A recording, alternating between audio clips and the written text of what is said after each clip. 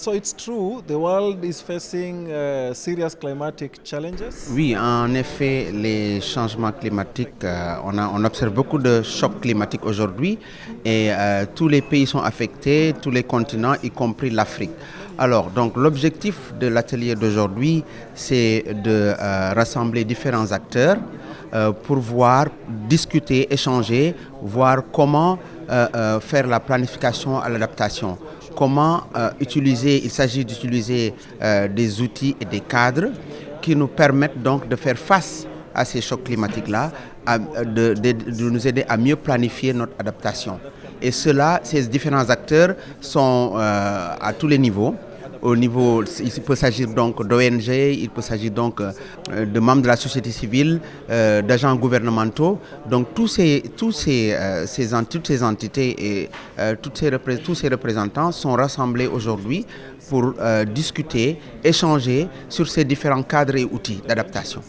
To make sure that we have better systems and systems that are more resilient to climatic shocks. In our analysis so far, Il s'agit en fait de 9 catégories d'outils et de cadres.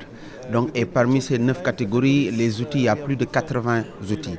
Donc ici, ce que nous avons fait, c'est nous avons présenté quelques outils donc, aux différentes parties prenantes. Et à partir de là, ces outils, on va discuter, ils vont discuter et réfléchir autour de ces outils et voir quels sont les outils les mieux adaptés. Parce qu'il s'agit de comment utiliser ces outils au contexte du Sénégal. Parce que nous savons qu'il y a différents outils et chaque outil est spécifique en quelque sorte. Et donc il s'agira ici de discuter de l'importance de ces outils et de voir comment les utiliser ici au Sénégal pour faire face au changement climatique et d'autres chocs climatiques. in Senegal. Que ce soit le Sénégal de façon particulière et de façon globale au niveau mondial, le Sénégal est marqué par une forte variabilité des précipitations. Et actuellement, vous le voyez même, ce que nous sommes en train de vivre actuellement. Et ces fortes variations de climat, et surtout, fort probablement beaucoup exacerbé par ce qu'on appelle les changements climatiques. Et cela, comment dirais-je, pourra avoir des répercussions sur tous les systèmes, comment dirais-je, le système alimentaire, sur les infrastructures, sur pas mal de dispositifs qui ont été mis en place au niveau donc, du pays.